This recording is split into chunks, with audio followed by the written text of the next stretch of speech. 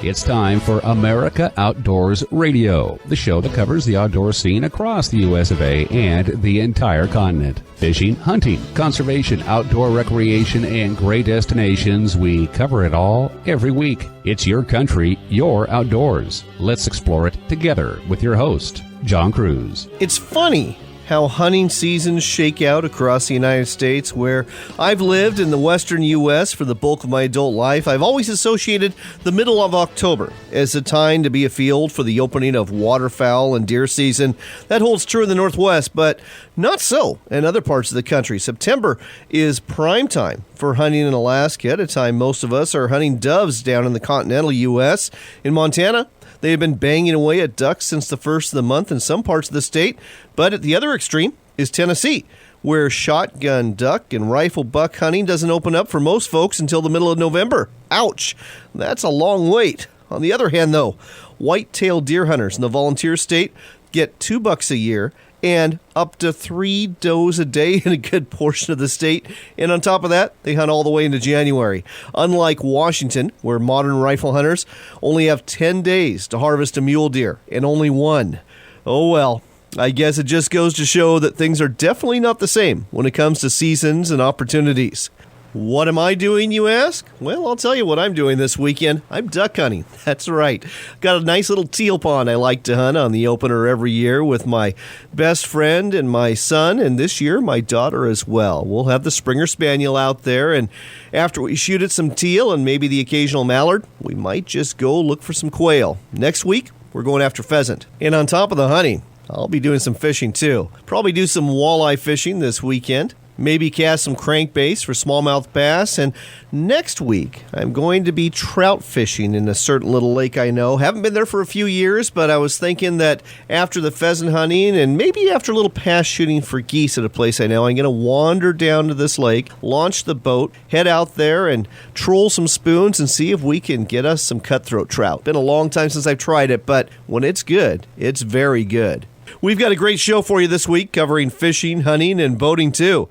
First up is Steve Huber, a longtime salmon and steelhead guide from Northern California, who will tell you how the salmon fishing was in Southern Oregon in September and how he expects the salmon and steelhead fishing to be this fall on the Trinity River in Northern California. From California, we'll head north to the San Juan Islands in Washington's Puget Sound. Kelly Hawley with Tom and Jerry's Boat Center in Mount Vernon will give you the latest on the blackmouth salmon fishing there and tell you about a couple of salmon fishing derbies coming up in the beginning of December with first prizes of $10,000 and $15,000 each. That's pretty impressive, but we've got another tournament series to tell you about as well. This one is the Big Bass Tournament Series. It's sponsored by Bass Pro, and it's unique in that only your biggest bass counts come weigh-in time. And if you have the biggest bass in any one of the tournaments they put on over the year, you'll win $1,000 in a brand new Nitro Bass boat. We'll share the results of the latest 2 tournaments in Texas and Tennessee and give you information about competing next year, because anyone with a bass boat can enter. You don't have to be a pro. With Alaska fishing in mind, we'll tell you how some key salmon runs panned out in southeast Alaska this fall, and also tell you where the coho salmon, trout, and Dolly Varden are still biting. On the hunting side of the house, we'll tell you about the Kick-Ease recoil pad, something very different from the slip-on rubber recoil pad you may have on the butt of your rifle or shotgun. And we'll also talk with Shane Mizell. He's one of my favorite guys in the industry. He is the trade marketing manager for Leupold Optics, and it turns out they have a guide program offering incredible, and I mean fantastic, discounts for both hunting and nature-based guides. If you are a guide, or if you know one, you'll want to hear about this. Finally, with the election coming up, it's important to know who's got your back when it comes to your Second Amendment rights. We found the perfect website for you, and we'll tell you all about it during this broadcast. But before we get any deeper, it's time to talk California and Oregon fishing. Welcome back to America Outdoors Radio. I'm John Cruz, and this portion of the show is brought to you by California Sportsman Magazine. It's the monthly publication that covers the hunting and fishing scene throughout the great state of California. Pick up a copy at a newsstand near you. Speaking of California, we're checking in with Steve Huber. He is a guide who fishes the rivers of Northern California and Southern Oregon, and he's a busy man. Steve, thanks for taking the time to talk with us today.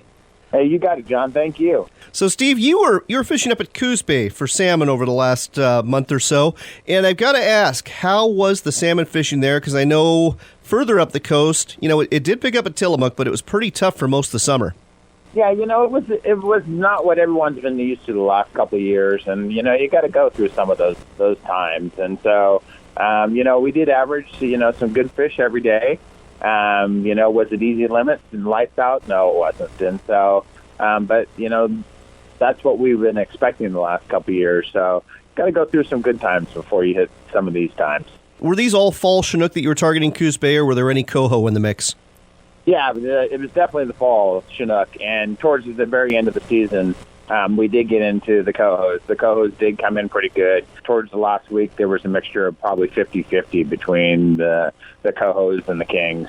This year was a little different because it was just hatchery only, and so that meant a lot of this fish ended up going back in. But it's still worth the tug, Oh, absolutely. Still the drug. Absolutely. So, Definitely. Where are you at now, Steve? Because Coos Bay is in the rearview mirror, so to speak. Where are you fishing now? I'm at home. I'm on the Trinity, so I reside on the Trinity, and so I like to come up here after chasing those fish that enter the Klamath season, and then kind of settle down into here. And so I get the drift boat out, and my body hates it, but get back on the oars for the next couple months here. So I'll be fishing the Trinity, fishing steelhead and salmon. So tell me about the salmon run on the Trinity there in Northern California. Don't know a whole lot about that fishery. Yeah, it's one of these ones that, everyone kind of gets to the end of their salmon season, and that's what this is for pretty much everybody on this coast area, with the exception of the Smith and the Checo going to have a push of the, winters coming in. But, they migrate themselves up. But when they migrate themselves up, they also have a big batch of steelhead that comes with it. So Trinity is just a beautiful, clean river. It's a very small river. It gets a lot of pressure at given times, but, October is one of these few times where you can actually catch a salmon and a steelhead in the same day fishing. I love those days. And you're right. October is the only month you can really pull that off on a consistent basis at a lot of Northwest streams. The steelhead run there on the Trinity, are these summer steelhead, or they can't be winter steelhead yet? No, it's actually a summer steelhead. So they're actually going to have, we actually have 3 runs of steelhead that make it in here. We have a summer run, we have a fall run, and then we do have the winters when the water gets big and nasty. We do get a big batch of wild steelhead that do make it into the system. So all in all, consistency, the Trinity is probably one of the best steelhead fishing places for averages anywhere on, this North Coast area. So when it comes to the steelhead fishing there, what's the technique? Every river has their own techniques for catching fish. How do you like to catch a steelhead out of the Trinity? I like running a lot of plugs. I like running a lot of, the small mag lips. Plug fishing is just one of those things where when they hit that thing, they just absolutely tomahawk it. And so that's probably one of my favorite. We do a lot of side drifting with roe. We have some guys that like to fly fish for them here. And there's a lot of fly fishing that happens on this thing. These fish change over going back to eating the aquatics. So a lot of the guys with flies do very well on this river too. So there's quite a few methods. But back trolling plugs and tossing roe at them are probably my 2 favorites. And last but not least, what are we talking about size-wise for these steelhead? Are we talking 6 to 8 pounders, or do you get some bigger ones there? We average from 4 to 7 pounds. We do see some, 8, 9, 10s up into here. And that's a big fish. You got to remember, they're going to travel quite a few distances. So they're going to travel all the way up the Klamath. They're going to jump 2 waterfalls to get up here, and then make their way into the bedding grounds up here up on the Trinity. So we'll see a few bigger ones, but we're not going to see, the bright silver ones. We're going to actually see them colored up, starting to get into their mating colors. So, but you remember, we're in gin clear water, and they can see you a long distance away. So it makes for a lot of fun. Oh, it sounds like an absolute hoot. So, folks, if you want to go fishing with Steve on the Trinity River in Northern California, or book a trip for later in the year, or maybe next year, on a Southern Oregon River or Northern California River, go to his website. It's stevehuberguideservice.com. That's stevehuberguideservice.com. Steve's been doing this a long time. He's a great guide. I guarantee you're going to have a fun day on the water with him. Steve, thanks for telling us all about this on America Outdoors Radio. Hey, John, thank you. Appreciate it.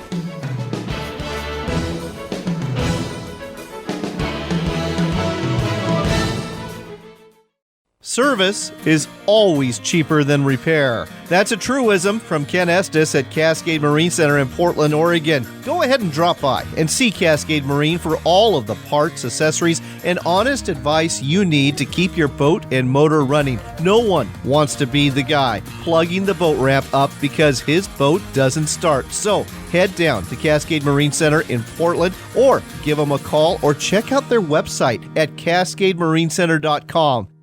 Homer Ocean Charters, offering premium halibut and salmon fishing since 1979 in Homer, Alaska. We also offer kayaking, hiking, remote cabin rentals, and water taxi service to all destinations in Kachemak Bay State Park. Call 907-235-6212 for reservations. That's 907-235-6212. Again, that's 907-235-6212 for Homer Ocean Charters. Jim Houston for Duncan B. Lodge, where the Duncan B difference means more than just a fishing trip. Oh, there's spectacular fishing for salmon and halibut like few places in the world, but the setting makes your camera as important as a fishing rod. And in Duncan B. Lodge, the vacation is yours. Catch the early morning bite or just catch some rays on the dock. Dine at your leisure and enjoy the beauty of Rivers Inlet. Book for this summer or next and enjoy a tour at duncanb.com. G-Tool specializes in products to clean and maintain high-capacity pistol and rifle magazines. They offer the finest brushes in the marketplace with a metal punch to ease the takedown of your magazines. A patented device to disassemble Glock magazines with both standard and extended floor plates is the only one on the market able to do so, making cleaning fast and easy. Find these and other fine American products at mygtul.com. That's gtool.com.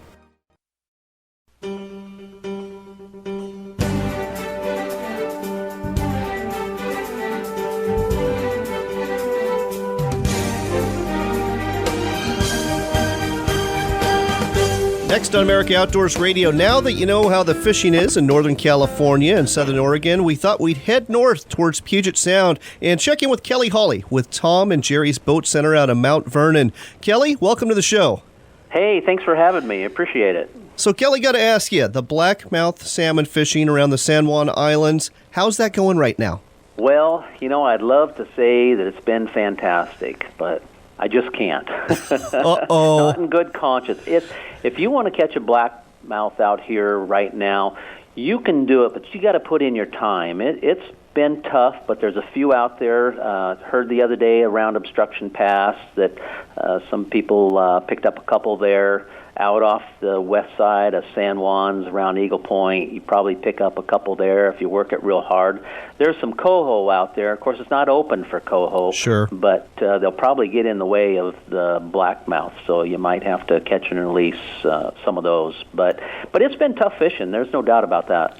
Well, not the report we were hoping to hear, but I understand the blackmouth. And for our listeners who don't know, these are juvenile Chinook salmon. That doesn't mean they're small. It just means that they are still out in the salt. And the blackmouth fishing generally does pick up as we get further into the winter, right?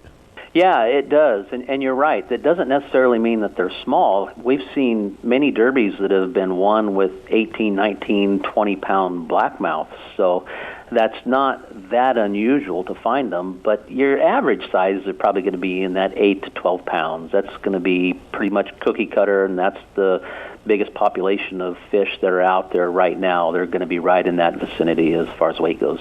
Well, hopefully by the 1st of December, things will have picked up because you've got 2 salmon derbies that are going on at that time. They're both part of the Northwest Salmon Derby series. The first one is the Resurrection Salmon Derby, December 2nd and 3rd. That one's headquartered out of Anacortes. And the other one is the Friday Harbor Salmon Derby. That one's taking place December 1st through the 3rd. That one's headquartered out of Friday Harbor and San Juan Island. Why 2 derbies the same weekend fishing the same waters?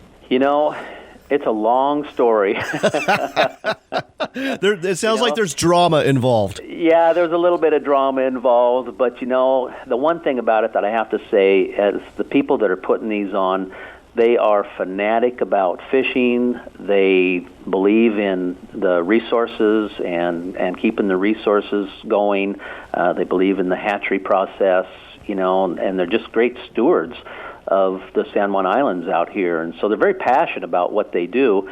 It's just that they tend to run about the same time, so it makes it a little bit more crowded out there, but it's kind of fun too. So people typically on these derbies usually come out of the derby with a very good feeling and a lot of great stories. So either one that you do, you can't go wrong. They're both great. And it's big money, too. I mean, up to $10,000 for first place. I saw that. You're right. That Resurrection Salmon Derby, $10,000, $400 entry fee per boat. But if your boat's the winner with the big fish, you take home a $10,000 check for you and up to 3 other anglers. And that Friday Harbor Salmon Derby's got an even bigger purse of $15,000. It is big money, and it's not just first place. There's some great second and third place winners too, plus all the donated stuff from the local stores. There's just lots of prizes, lots of interaction with the Derby officials and stuff. It's a great time. People just have a really good time doing it, and a lot of people come out of there with something. So you can find out more about both these derbies and a whole bunch of other derbies that take place in the Northwest by going to the website nwsalmonderbyseries.com. Again, that's the Northwest Salmon Derby Series. There's about a dozen of these that take place over the year. The website, again, nwsalmonderbyseries.com, in case you want to participate in the Resurrection Salmon Derby or the Friday Harbor Salmon Derby. Speaking of websites, we ought to steer people towards tomandjerrys.net because you've got a fall clearance sale going on, don't you? Yeah, we do. We have a ton of boats. We've got a lot of 16s. We've got our 17s coming in. A lot of people, they say, well, I want to wait for the boat show, but no time is better than the present as far as we're concerned. So it's a great time to get a really good value on some great boats. So, yeah, people give us a call, and, maybe you're not quite ready, but with our prices that we're doing right now, you might change your mind. Who knows? What are some of the better deals that are out there right now? Oh, gosh. Our whole lineup of boats has been doing really well. The 21 Sea Runner Hardtop and the 22 Ocean Pro, that's kind of our bread and butter boat. We sell a lot of those. Those seem to be the most popular in our area, and people just seem to be attracted to that boat because of the hardtop and the bulkhead door mostly. So, let's face it, it rains and it gets cold here. So having the ability to get inside and get dry is a great thing. The Sea Runner is a Hughes craft, and what's the Ocean Pro? Yeah, it's a Hughes craft also. We do a lot of the Hughes craft boats, and then the Kingfishers, in those bigger ones especially, those are great sellers in that 28 and 30-foot range for that guy or that couple that want to spend a little bit more time out in the water. It's a great combination to go with and have all the conveniences of home almost. Oh, yeah. Great way to go. Yep, and those boats, they're good whether you're around the San Juan Islands or fishing the Inside Passage there, in BC, or maybe even going up to Alaska, those 28, 30-foot boats. Yeah, they're tough boats. You won't be disappointed in the ride and the quality of these boats. So they're top in their game. They really are. One last thing I got to ask you about. You were in Australia, of all places, and somehow you managed to tie this to business. Tell our listeners this story. Yeah, I was. Well, we're a Yamaha dealer, of course, and we're one of the country's top 50 Yamaha dealers, and Yamaha is a great company. They take care of their dealers, so they take a trip every year. This year it was to Sydney, have a couple meetings there, and they kind of treat you to, a lot of the local stuff, and we were just one of the ones that were able to go with 50 other dealers, and it was just a great time. And I just can't stress enough how great Yamaha is and the way that they treat their customers and their dealers. They're just really a top-notch company, and we're just proud as heck to be associated with them and be able to handle their product. It's been a great product for us. Well, Kelly, congratulations, number one, to Tom and Jerry's for being one of the top 50 dealers for Yamaha in the entire nation. That's great. And I'm jealous as heck that you got to go to Australia because of that. Well, I have to tell you, if you've heard of Vegemite, right? If you ever get a chance to try it, don't take a whole lot. I've tried it once, and I never will again. Yeah. It must be an acquired taste down under, because I wasn't too impressed. No, I wasn't either. I like the Foster's beer, but I sure don't like the Vegemite sandwiches. Yep, I would agree. And a little thing, too. If you say Foster's down in Australia, they'll kick you out of the bar. Really? That's like a swear word down there. Really? Oh, yeah, wow. Because it's not really an Australian beer. It's brewed down there, but two guys from the U.S. went down there and they started Foster's. So it didn't really originate there. They were brewing here and then moved down there and decided to brew. So the locals down there, when you say Foster's, it's like, no. Oh, wow. A lot of these bars, they don't even serve Foster's. Well, I just got schooled on that. There you go, the things you learn on America Outdoors Radio. We got to go, but let's give out the website for Tom and Jerry's one more time so people can take a look at what you got for the fall clearance sale. Yeah, it's simple. It's tomandjerrys.net.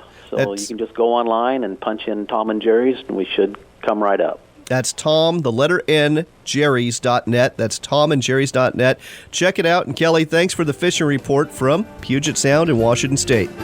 Hey, thank you. Appreciate it.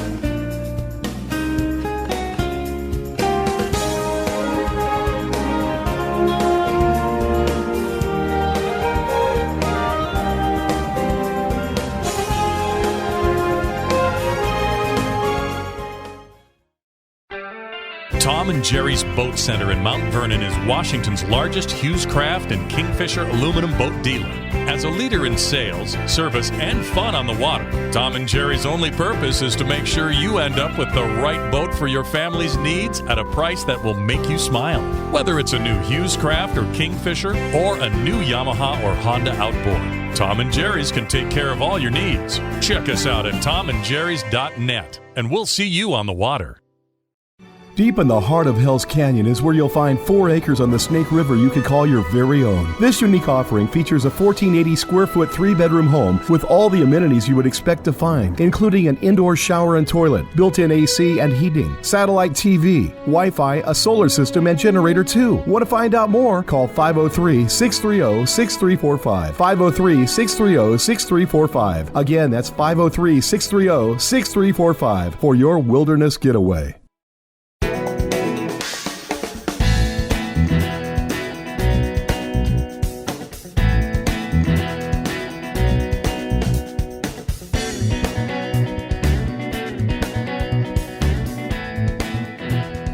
You're back with America Outdoors Radio. I'm John Cruz, and this portion of the show is brought to you by Northwest Sportsman Magazine. It is the monthly magazine that covers the hunting and fishing scene in Washington, Oregon, Idaho, and portions of Montana, too. Pick up a copy at a newsstand near you or go to the website, nwsportsmanmag.com. Speaking of the Northwest, we are talking with Dave Poppe. He is with Kickies. They make recoil pads in Woodland, Washington. And, you know, this being the opening day of duck hunting season and goose hunting season, if you've shot a bunch of 3 or 3.5 inch shotgun loads at birds, at the end of the day, especially this time of year when you don't have a whole lot of heavy clothing on, you're going to have a bruise, a serious bruise on your shoulder. And one way to remedy that is by using a recoil pad, because if the kick is so bad, it's going to affect your shooting. Dave, welcome to the show. Oh, thank you for asking me there. So, Dave, again, recoil pads, they clearly help with the bruising. They clearly help with the shooting. But this is a lot different than the old rubber recoil pad that I used to go ahead and slip on the butt stock of my shotgun back in the day, isn't it? Certainly is. Most pads in the past, and still to some extent today, are just made out of a natural rubber product that can dissipate energy only in one direction at once, whereas Kickies pads are made out of sorbothane, which dissipates energy in every direction, which really boils down to this. There's not as much felt recoil being felt as you would with a normal pad. So that's the biggest difference, is it's dissipating energy in every direction at once. Now, I was using the example of shotguns because, again, this is the opening of duck season, but, it's also the opening of deer season in Washington State. And if you're shooting, 300 Winchester mag, that's got some kick too, doesn't it? It certainly does, and recoil is in direct relationship to the weight of the gun, the size of the caliber or the shot size, whether it's a shotgun and or a rifle. And I will say this, as a shooter, we're always looking perhaps for a light gun and big bullets, and that spells one thing: a lot of recoil. And that's why the sorbothane Kickies pads really do a good job, especially in these higher calibers of like your 300s and on up from there. So why don't you describe to our listeners exactly what these recoil pads look like? Because, again, these are not the slip-on recoil pads that I grew up with.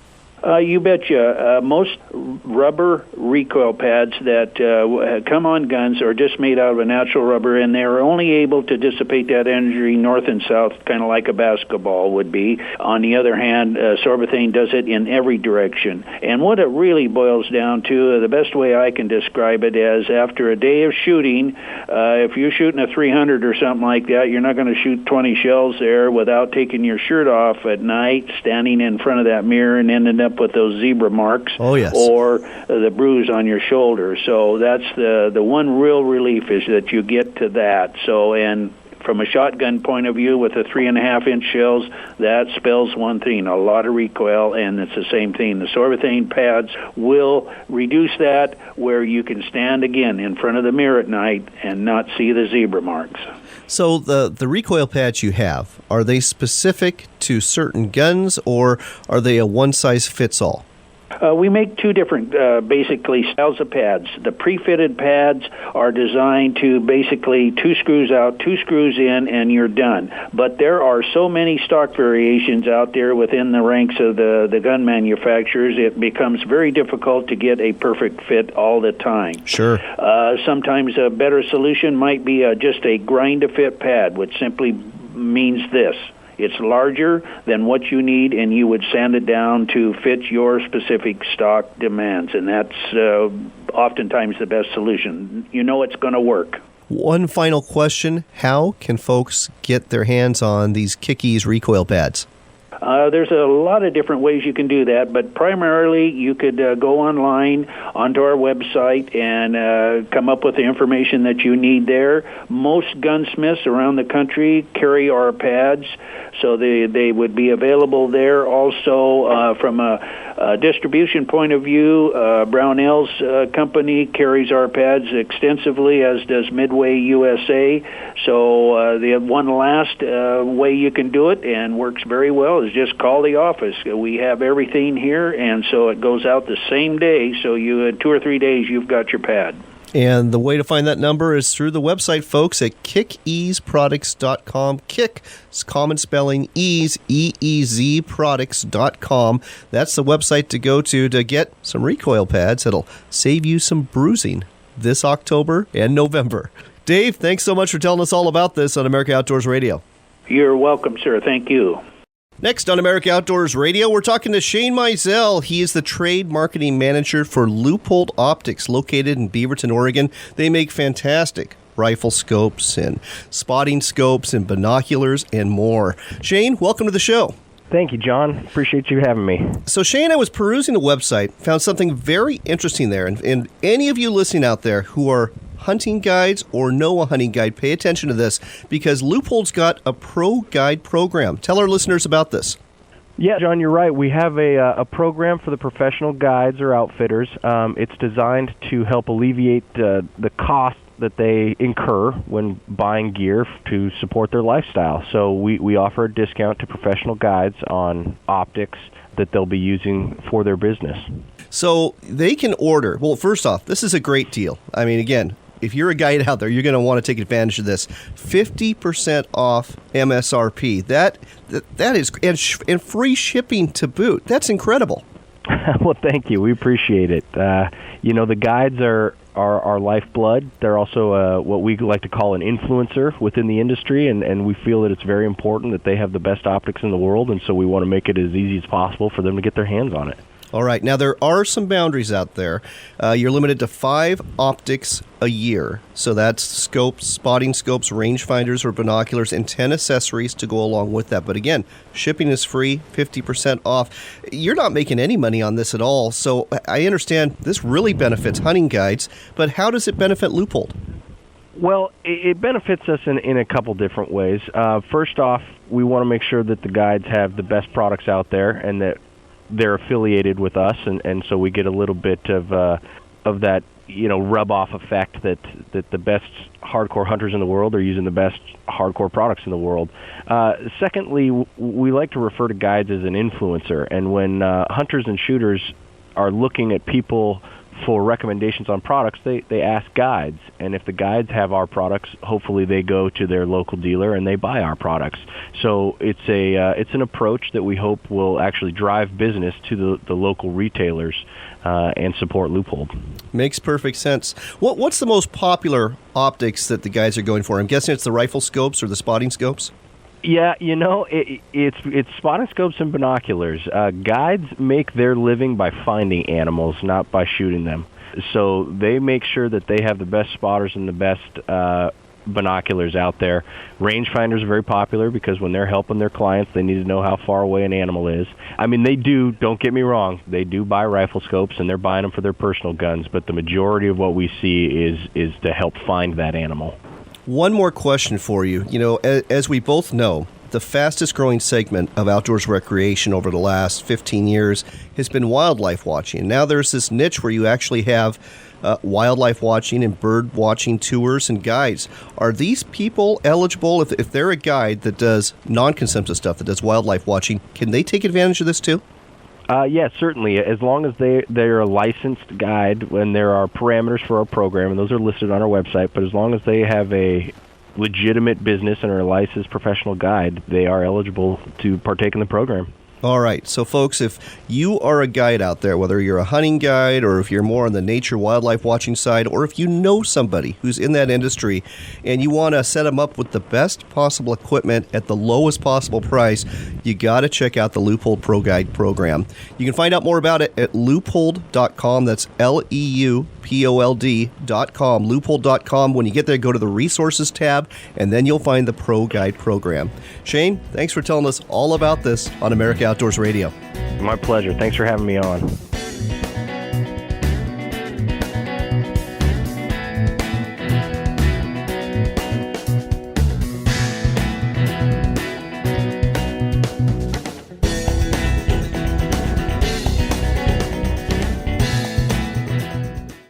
Waterfowl season is quickly approaching, and the Sauvie Island Duck Club is the place to be. Just 10 miles northwest of Portland, Sauvie Island is a hub for wintering populations of ducks and geese, making it an ideal location for hunters. Sauvie Island Duck Club offers day, month, and year-long memberships, and they are open 7 days a week for all of your waterfowling needs. Spots are still open for fall, so contact them now for prices and reservations. Find out more at siduckclub.com. That's siduckclub.com.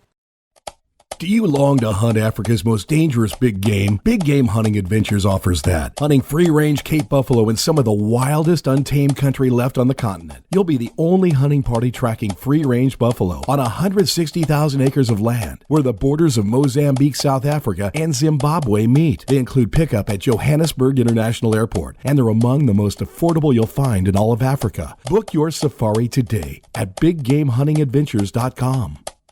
Kickies is a family and veteran-owned company that has been producing the best shotgun and rifle recoil pads for over 30 years. All of our Kickies products are made in the USA, and ours are the only recoil pads made exclusively of sorbothane, the finest cushioning material available. Our recoil pads deflect energy in all directions, greatly taming even the hardest kicking guns so you can shoot without bruising or pain. With hunting season around the corner, isn't it time for you to find out how to stop the kick? Find out more at kickiesproducts.com.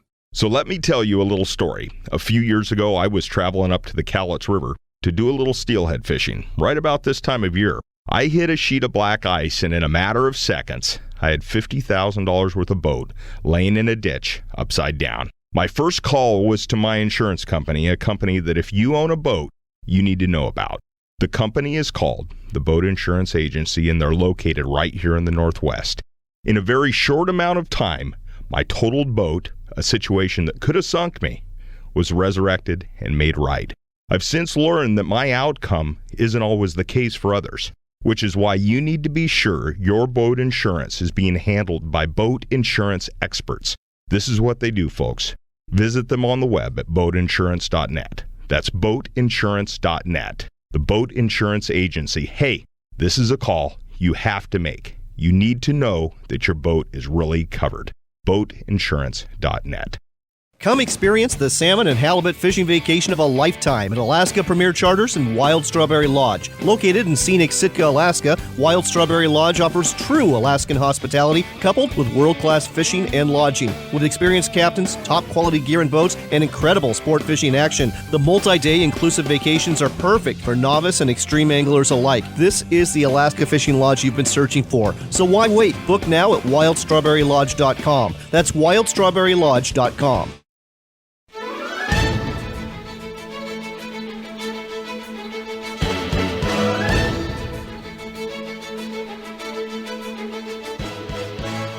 Welcome back to America Outdoors Radio. It's time for some outdoors news, and this portion of the show was brought to you by the American Shooting Journal. It covers the shooting scene and firearms and hunting and more throughout this great nation. Look for a copy every month at a newsstand near you. It's no secret a big election is coming up in less than a month, and we have some real choices to make when we cast our votes in November. One issue you ought to be concerned about if you're a firearms owner is your candidate's position on the Second Amendment and your right to keep and bear arms. How do you know if they support that or not? There is a resource out there, and I'd encourage you to check it out before you fill out your ballot. You'll find it at the National Rifle Association Political Victory Fund website. It's easy to remember. NRAPVF.org.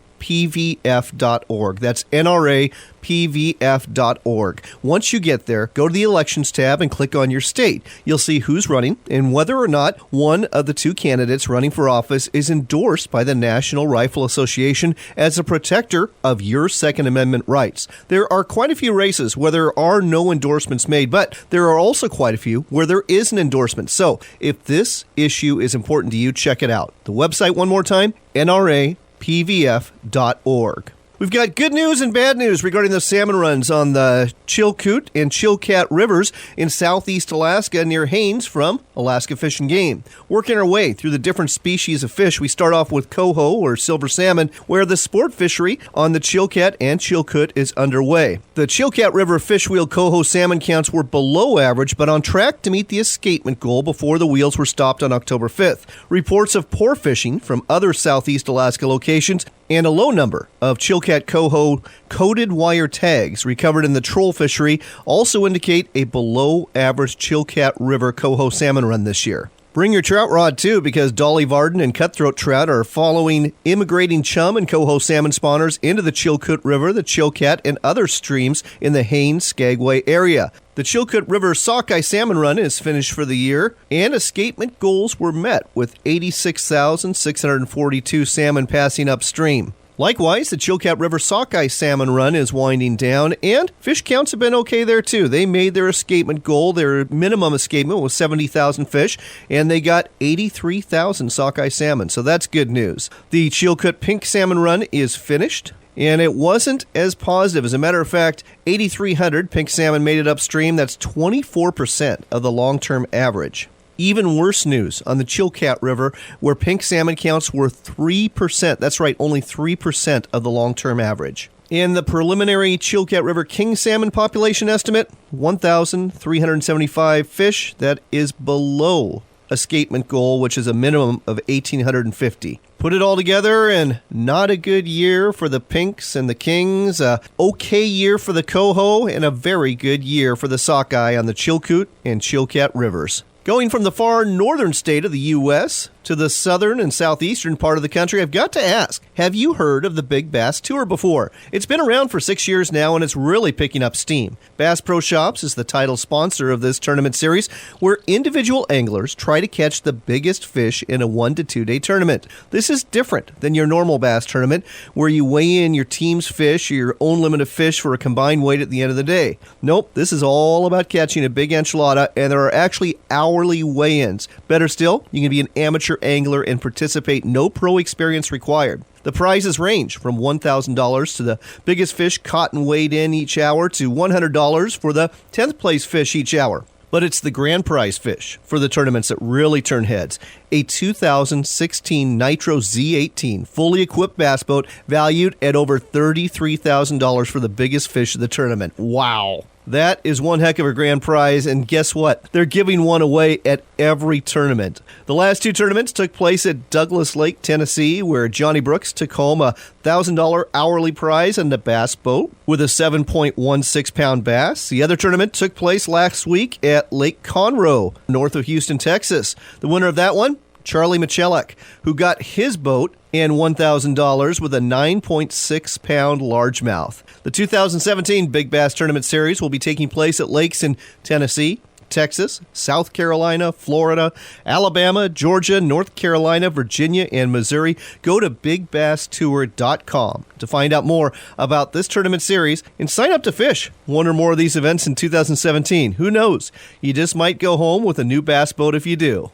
Next on America Outdoors Radio, we're checking in with Ken Estes with Cascade Marine in Portland, Oregon, because it is time for a lot of you to put your boats away for the winter, and you probably better winterize it before you do. Ken, welcome to the show. Thank you. Ken, let's go ahead and talk about what you need to do for your boat, what you need to do for your engine before you put it away for the winter. What are some things you recommend in terms of winterizing the boat? Well, winterizing is very important. It's the number one cause of motor death in the Northwest.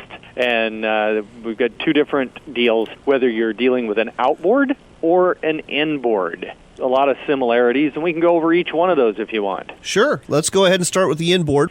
We have an inboard engine inside the boat and a stern drive on the outside. It wouldn't matter if it's a Volvo Penta or an OMC or Mercruiser. They'll all be about the same. But our general procedure here is we start the engine up, get it all warmed up. While we are doing that, we have added a fuel stabilizer to the gas tank. So that is now circulating up in the engine, the carburetor, the fuel pump, and all that, protecting all the fuel as best it can and stabilizing it from ethanol issues, stuff like that, prevent the corrosion that happens with the ethanol. After we've added the fuel, run the engine to temperature, we remove the air intake manifold. We then spray a fogging oil down through the intake to coat all the pistons and the valves and everything with a rust preventative. And after we do that, we choke the engine out while that's happening. So we flood it with a spray mist of oil, shut the engine off, and then we proceed to think like water and remove every drain plug or block plug to drain any water out that would be in the block itself. Well, Ken, that's fantastic. Let's go ahead and transition to outboard motors, whether they're big or small. What are some of the things you need to do to winterize them? Well, winterizing an outboard, it's a little more important on the 2-strokes than the 4-strokes, but there again, you want to start it up. You stabilize the fuel.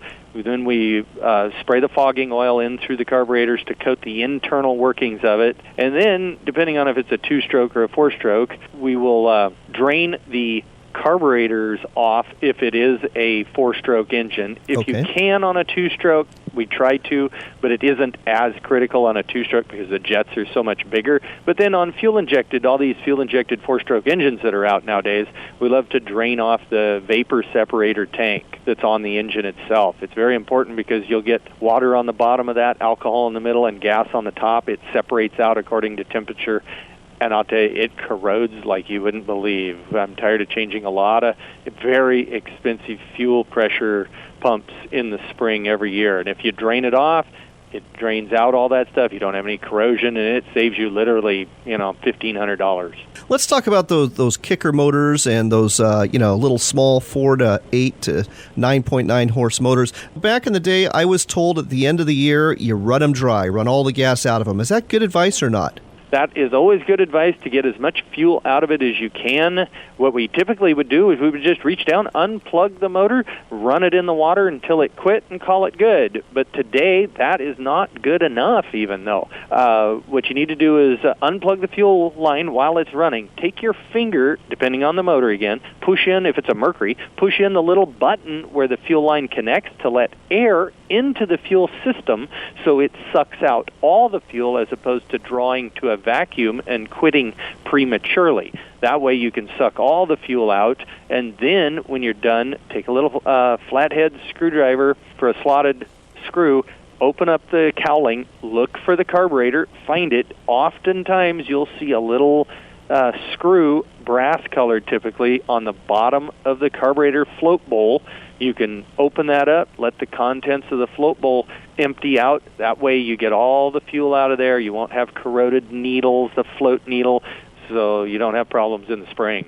Well, there you go. There's some great advice. And folks, if you live anywhere near Portland, consider taking your boat, whether it's an inboard or your boat with outboards or even the kicker motors, down to Cascade Marine. They're on Stark Avenue in Portland, and Ken and his crew would be happy to help you out. Is there a website we can send folks to as well?